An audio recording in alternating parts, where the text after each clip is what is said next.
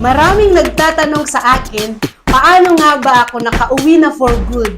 Nagpalabas ng cheque worth 100,000 pesos at kumita ng 1 million in just 7 months.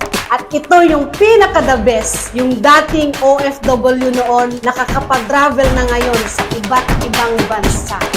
Dahil sa online platform na nakita ko, Facebook. At doon, nagsimula mabago ang buhay.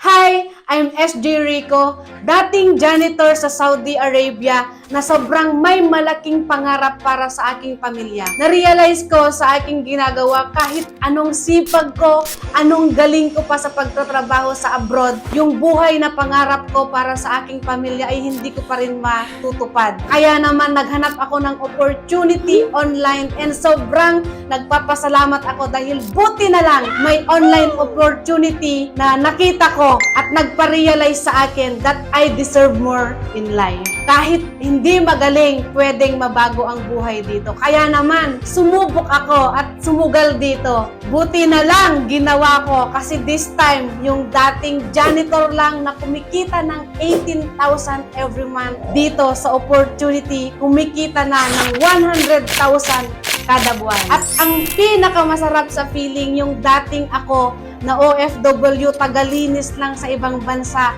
right now, bumabalik na ng iba't ibang bansa bilang isa ng turista.